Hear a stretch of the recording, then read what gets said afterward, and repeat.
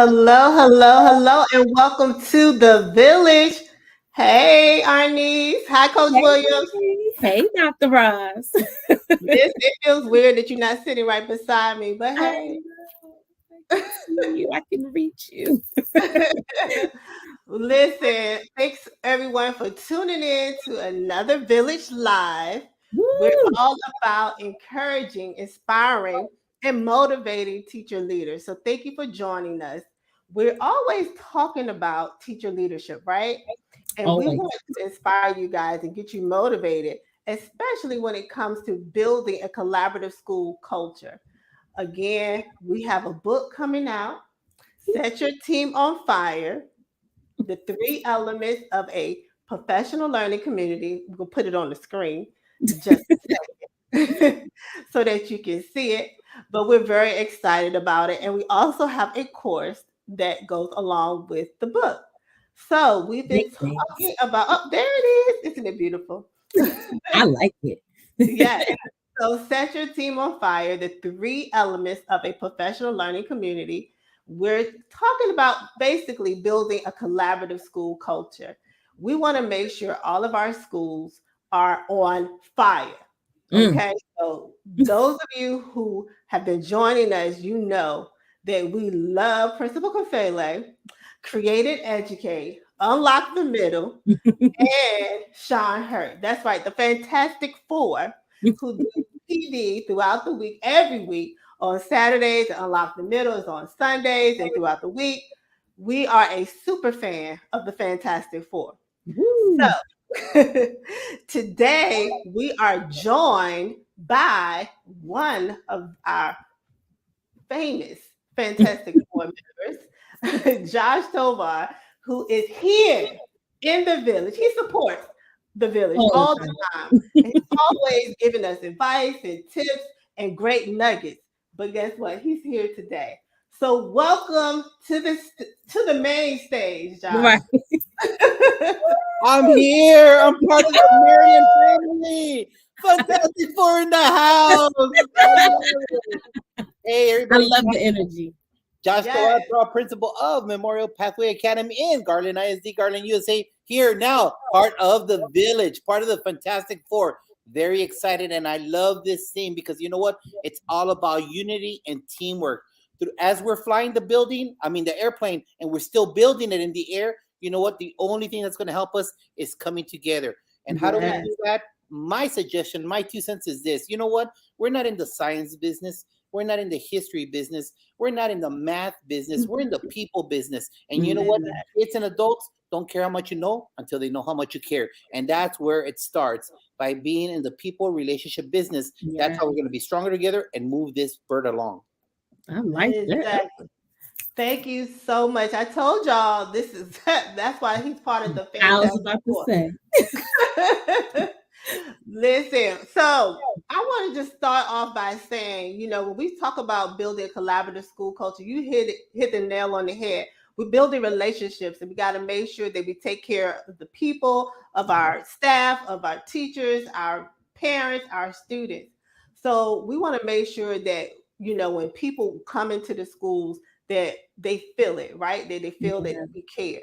But Josh, I want to hear from you. How do you let your team know that you care for them and you're building this positive school culture? How do you Mm. let them know? I know it's so much that you do, but I just want to hear from you. What are some things as a principal that you do to make sure that you're building this positive energy in your building? Mhm. To me, it comes down to one thing that they feel comfortable reaching out to me. There's so many people that sit in our chair, Dr. Roz, coach, that put their secretaries in front of them and they say that they're open door policy, but hey, try to get past the secretary. You ain't getting past her. Yeah. So it's very important that if you really mean it, you work it and you say it because, like Principal Cafele says, you can't fake the funk or your nose will grow. So if you Mm. do say that you're an open door policy, then that means, you know what? You stop what you're doing, you make eye contact with the people, and you talk to them about whatever. It might be little, it might be large, but you give them their time. If they text you at 8 p.m. at night, that's open door policy. But that's Mm. my time. You know what? Deal with it now or deal with it tomorrow when it really builds up. That's true.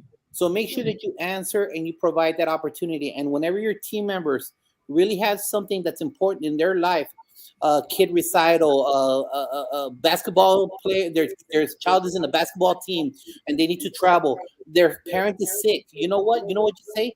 Family first. You Right. go take care Love of it. you go take care of your family. We'll take care of the house here because it Yeah. will be here as a strong united team. So number one is making sure that they feel supported by you with an open door policy. That means 24/7. I'm sorry, Love I it. believe in that. And number two is making sure that they feel that you got their backs, especially when it comes down to family situations. Because if we want to get expect 100% from them, we got to make sure that they're safe up here. And they don't have to worry Right. about an ill mom, an ill baby. Right, right. You I can't love come it. into work focused when you have all those outside things. And the biggest thing I heard is you have that sense of family already there built into your school. That's how you align yourself with your team and you really motivate them to work. When they see that you're willing to really give your all and give your time, they're going to reciprocate that on their end. I love it. Love it.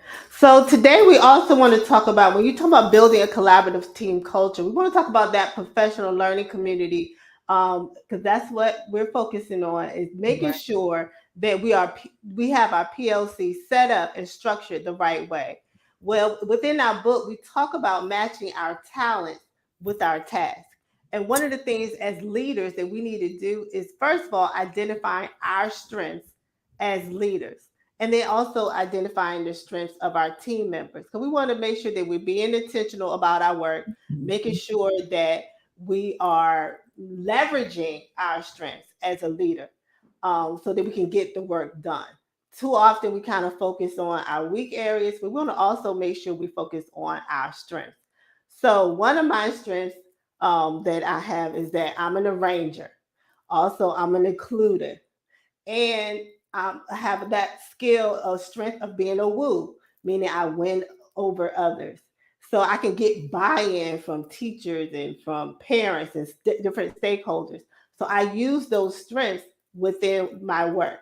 So as I'm leading in my school, then I utilize my strengths. I want to hear from you, Josh. Josh, how important is it for leaders to leverage their strengths in this work? And I want to hear about some of your strengths too, Josh. You know what? It's very I'm starting my 31st year. I'm an old guy. Okay. So But you look like you're 31.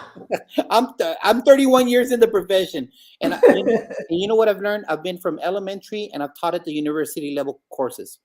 The longer I'm in this field, the more I don't know. That's what I find out, and Mm, it's crucial that the older that I get, I understand that, and I tell my team members around me, you know what? I have no idea. Let me call somebody. I can't fake the funk, and and I tell them, hey, I'm a caveman. Let me learn. I want to learn with you at the same time because everything's different. When I was supporting a 6A high school in Texas with 2,550 kids, to right now the current campus with 250 kids, it's a total different mind shift. It's a total way of different seeing life, totally different.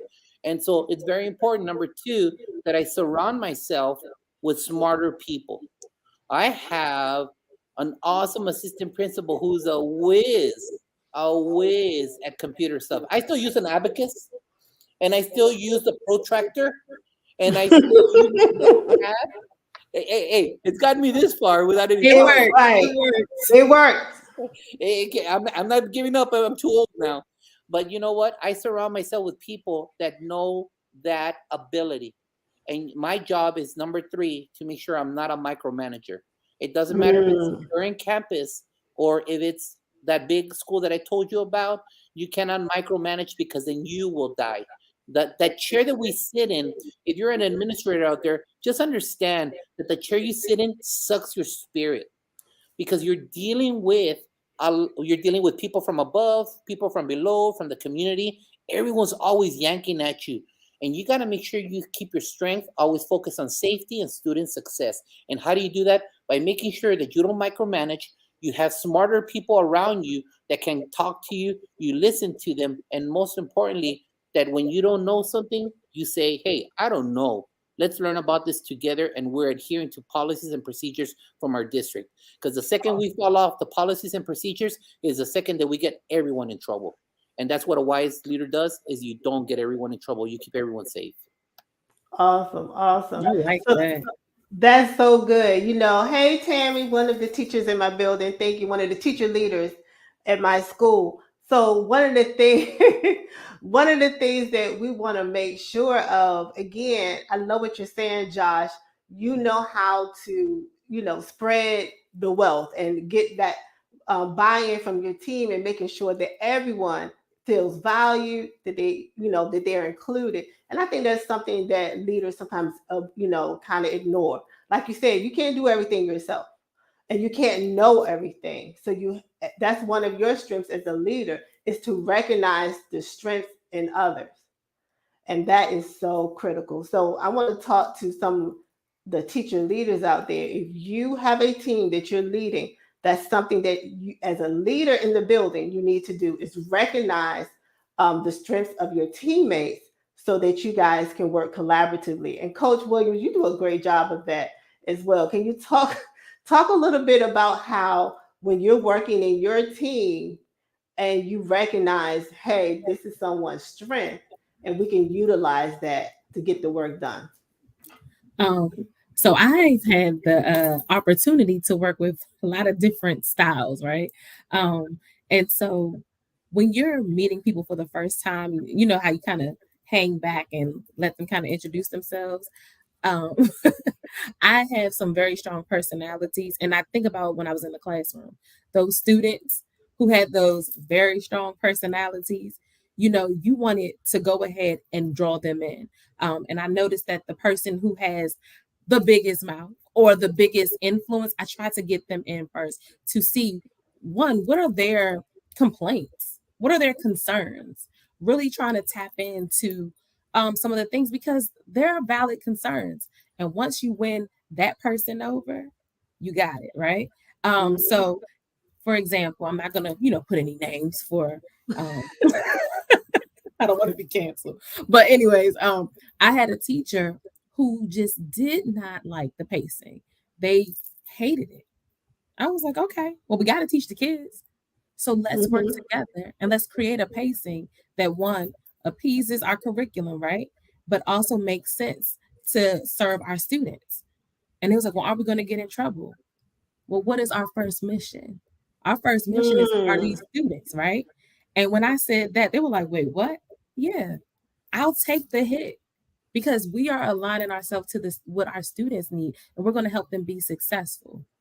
And so once they saw that, it was easy, y'all. It was easy money, like the kids say. But yeah, just really tapping in. And like you said, Josh, listening. You have to listen. You have to. If I could piggyback off on that, Coach, is that it's important that someone that sits in our chair, your job is to take bullets. Your job is to make sure you take bullets. And when people, and you know when it's the best time? When you take bullets and they don't know you took bullets for them. It's not your job to throw it in their face the next time they screw up. It's your job to take the bullets, because you know what? You chose leadership, as Principal Caffelli says. And you have to be on fire. And most importantly, like I said, protect everybody that's in your sphere of influence. And you know what? When you sit in our chair, you sit in any kind of leadership chair, you have to take bullets for each other.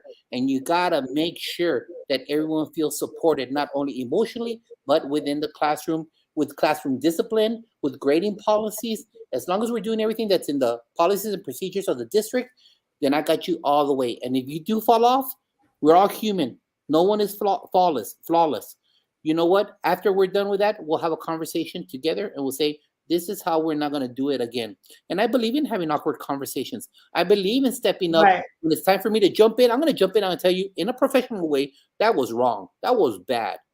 And let's not have this conversation again, because then in a professional way, I like that. Then it's going to happen a different way.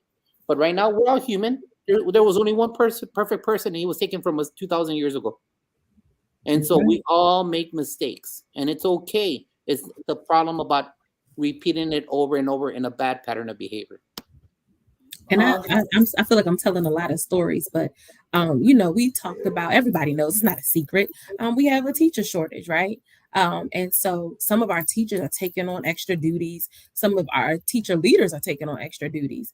So a teacher, a very concerned teacher, came at me, and they were very passionate, let's say, to the point where I could not get a word in. And I knew that this person needed to vent, but I also heard the issues. So I just had to tell them to stop. Now, old Coach Williams, before I was Coach Williams, right?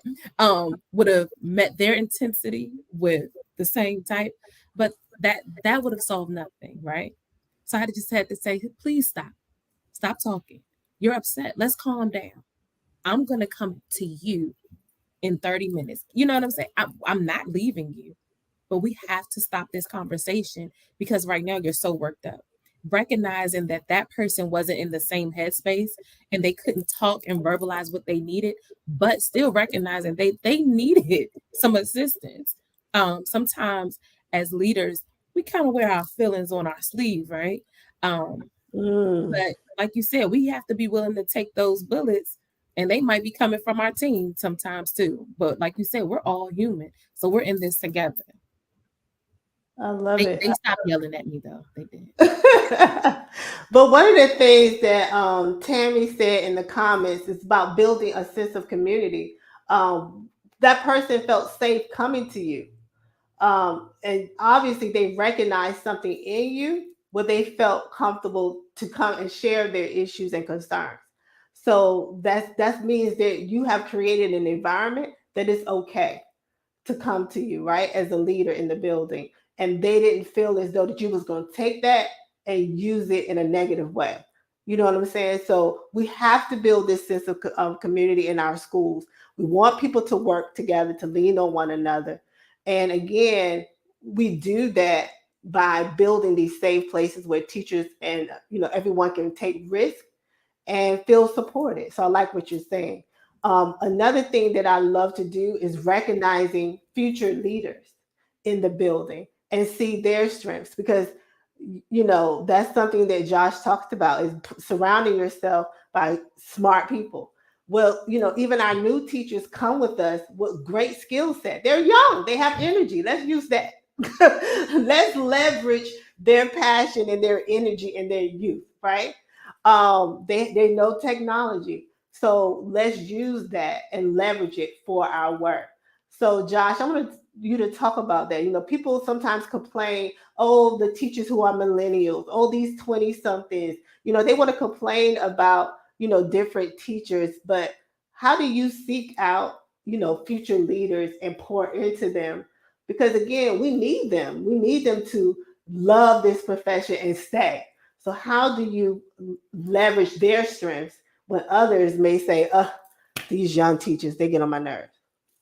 You know what? I've had the pleasure of making sure that I project what my feelings are to people. They know that I'm honest with them.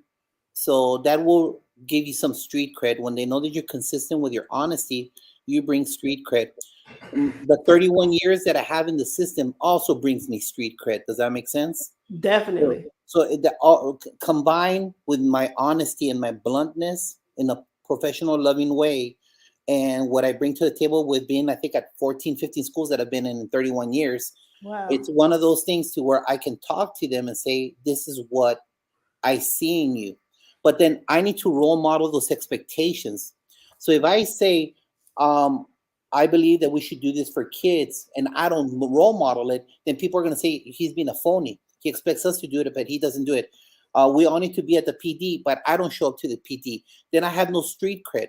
So everything that I say, this is my vision, I need to role model it by always being part of what my vision is.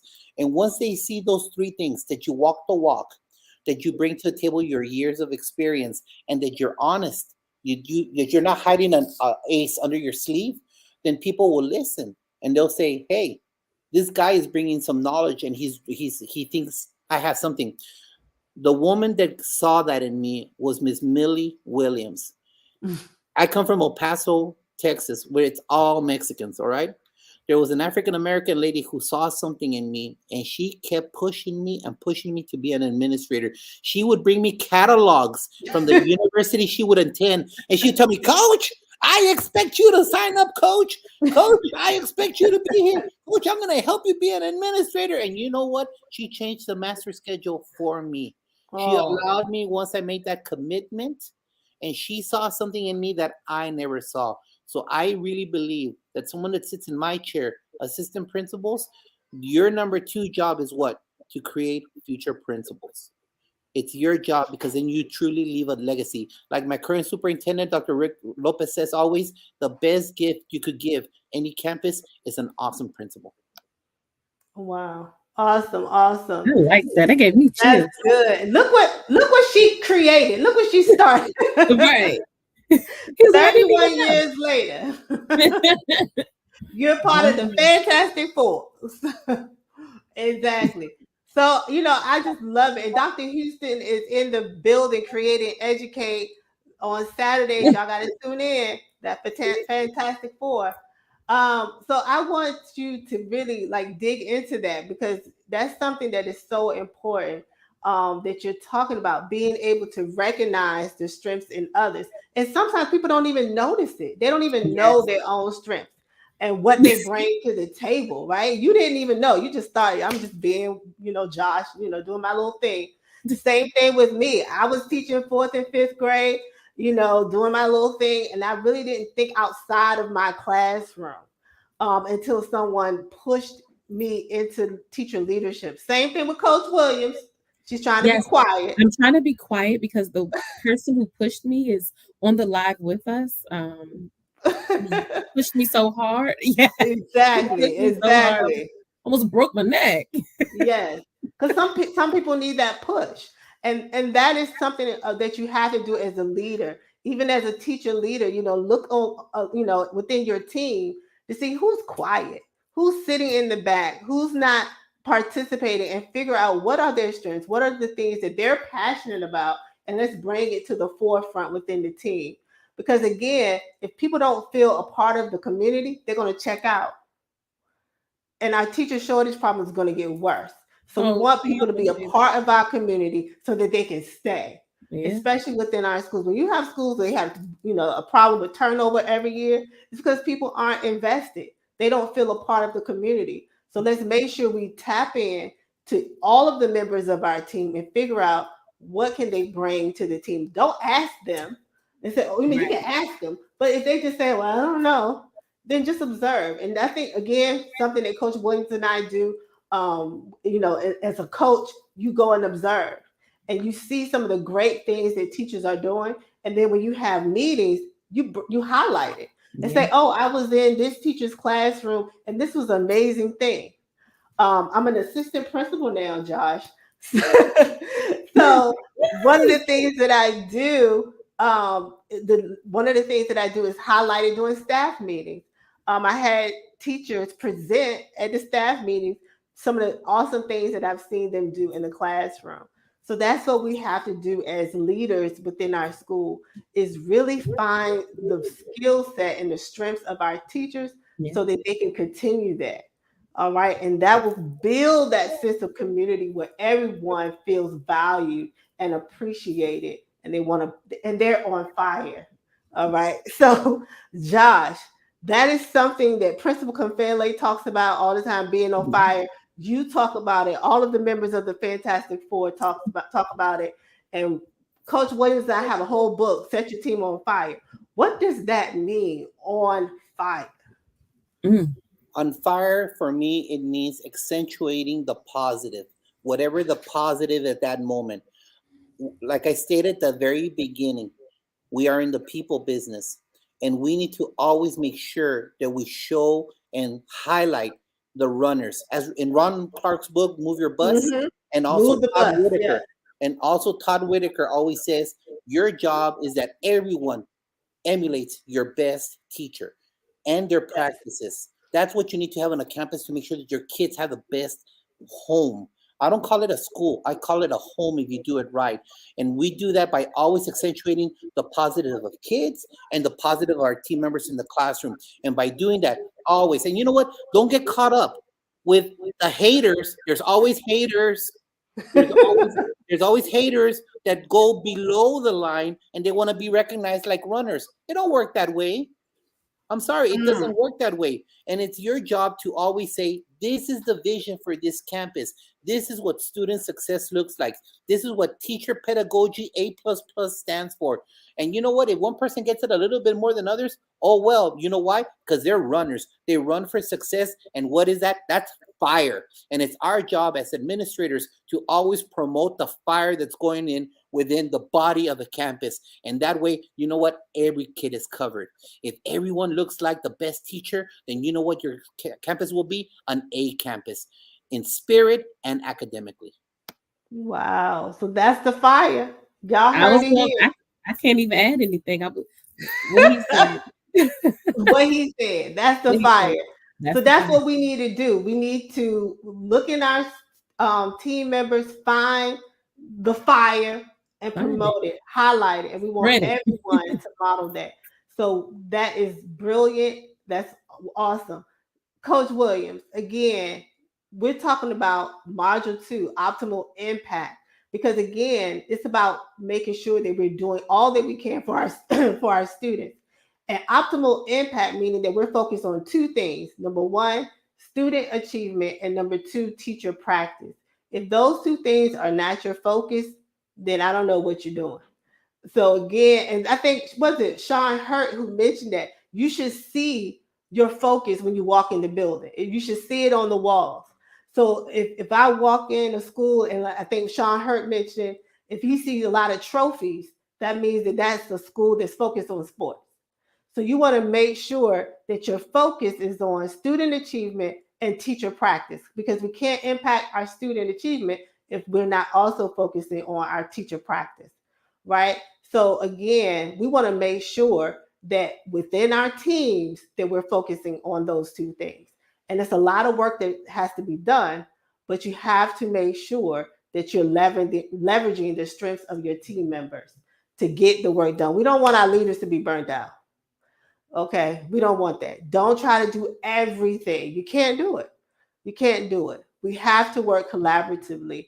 So, Josh, I want you to, speak on this, and then we're gonna wrap up in a second. But speak on again. How do we make sure that we are being intentional about our work? Okay, we have so much to do. All right, the list is long, but again, we want to have a laser focus on teacher practice and student achievement. So help us. How do we make sure that we are being intentional as leaders? The number one thing is to be able to connect with kids. You see, you could be the best person out there with the best lesson, but if you have no classroom management, all that is for naught. They're not learning, they're not picking anything up, and they start acting silly, nonsense. Then the teacher gets frustrated. Then you send the kid to the office. The office might be dealing with some situation from other classroom, and it's a self-fulfilling prophecy. That's where toxicity comes in. So the person that sits in my chair, the assistant principal chair, needs to make sure that we promote the message of unity and treating everyone with respect, starting with our students. Because if we spend more time on discipline issues, we're not focusing on what's crucial. What's crucial? I'm sorry, those state tests are crucial. They're important. They're going to make and break a kid for graduating. And you know what our graduation rate is right now at the high school level. And it all starts from elementary. The journey that ends their senior year starts in elementary. And it's how we bond with those kids. Because I don't know about you guys, but since the Lord has allowed me to be at all levels, I see the kids start becoming discipline issues like in third and fourth grade. Oh And yeah. then from there, then they start going that wrong turn. Oh, then they hit that middle school. Oh my Lord. And then they hit their freshman year in high school. Oh my Lord. And before you know it, it's kind of hard to get them back. So the very first thing is to be intentional by making sure that the kids feel appreciated and loved at a school. I've been in schools where people don't like the kids and kids don't like the teachers, and their report card speaks volumes for there. Number Oh, two, if you're able to control that issue, is academics. You know what? The most important thing is planning for your lesson.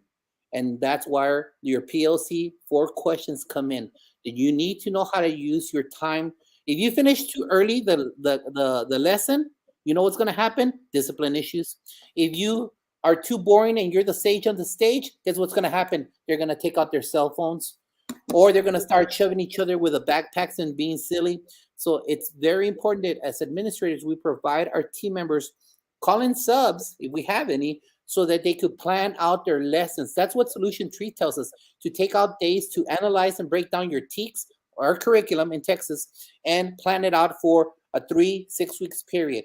That way, when you go in there, you're facilitating both SEL, loving the lesson, but also bell-to-bell instruction. And that's how you avoid the discipline issue. Because you know what? Who wants to be in a class? Dr. Ross here, give me an amen. Coach, give me an amen. Have we not gone to central office where they train us to engage kids, but they're boring and talking to us? The time. Always. So you're telling me to tell our team members to be engaging, but you're boring me for 4 hours with a PowerPoint and you're reading it to me? Oh, please. So it's very important. Those two things go hand in hand. It's just my experience. That's what allowed us with our beautiful family in the old campus that I was at. We went from a D- to a B- in 3 years. We raised the graduation rate from 81% to 89% in 3 years. And you know what? That's because they started bonding as a family. And after that, then we started getting deep and dirty with Solution Tree, with the 4 PLC questions, and always addressing what didn't they know. And the most important one is this one: what do we do if they do get it? Because if you got kids that's 10, let's say 10 kids, and 7 of them get it, you're not going to slow down the class for 3. What are you going to do for those 7 that already get it? That's educational malpractice, that you're not using all your time effectively. So if you love the kids, they'll walk on fire for you. If you plan correctly, you just got yourself an A campus once you break down the data of your scores. Woo, that's some good stuff right there. Educational malpractice. Now I done heard it all. Right. Like I tell people, call me a liar. Yep. Please tell me where I'm lying. You're not. You're not No at all. argument here. Right. That's good stuff. Good stuff. So again, guys, we're talking with one of the members of the Fantastic Four, Josh Tovar. Listen, I'm so excited. Again, we're making sure that your schools are set up as a PLC, that you have a collaborative culture where you are leveraging your strengths and leveraging the strengths of your team members so that you guys can have optimal impact.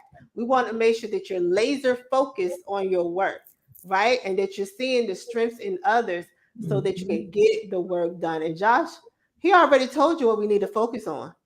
Okay. Those are the things that we need to focus on. And we need to be intentional about our work. We want to be on fire for our work. So look, Josh, I'm already a fan. So you don't have to tell me how to find you. I follow you on everything. But tell the people, just in case, I don't know if they've been living under a rock, if they don't already know about the Fantastic Four, tell them a little bit about how to follow you and how to tune in. So you can follow us in 2 platforms. You could do our Unlock the Middle, at Unlock the Middle, one word. And that's where we have 3 different shows. I support our Dean and Chris, who are the host of the show. I help them book out the show. We have someone coming in soon, joining us, part of the Office Hours, which is a 20-minute show on Tuesdays. And we try to resolve a quick and real problem that administrators or educators face. And then we have our Thursday show, which is the Red Zone. It's football oriented, but it's about scoring touchdown for kids. And the flagship show that we have, 7 p.m. Eastern time on Sundays, is where we bring in authors, speakers, to make sure that, we promote their vision, because this is free PD for all of us. Mm-hmm. It's crucial that we don't have an excuse not to click Spotify, click YouTube, click Facebook, and you know what? You're going to get someone else's perspective from Maryland, from Texas, from South Carolina, from New Jersey, because we're all doing the same game. We're all educating the future of America. And if you will follow my humble social media sites, it's at NPA Go Jaguars on Twitter. That's where I put the majority of my stuff and connect with other educators. So come on and join us. It's important that I finish by saying this. If you're not on social media, You still rent your movies at Blockbuster. You still buy your pants at I wasn't Montgomery ready. Ward. So please put down your beta tape and your laser discs and get on social media, because that's where your customers live. And Mhm. Exactly. who are your customers? Kids and parents. And who do you want to control your vision? And who do you want to control what happens at your school? Them You. or you? I Right. would say Exactly. you. Exactly. Mhm. Love it. Love it. I love it, and I follow you on everything. And you definitely highlight the fire in your building, all of the amazing, great work that you guys are doing. So thank you so much for joining the village. We're gonna put you behind the scenes, but don't log off, Josh. All right. Thank you so much. Fantastic Four.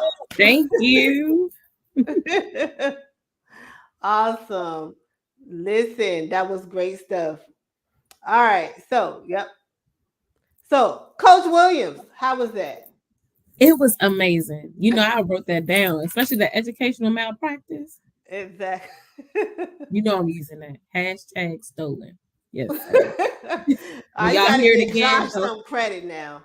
I shout them out. All right, guys. So again, thanks for joining the village. Once again, we come on just to inspire and motivate and encourage our teacher leaders, our school leaders, because again, like Josh said, we're all doing this the same Same work. word. We're on fire for educators and for students. So we want to make sure that we come together, because together we're village strong. And remember to continue to follow us on Facebook and Instagram at the Village LG. And remember, teacher leadership is a mindset, not a position. See you next time. Bye, y'all. Josh, don't move.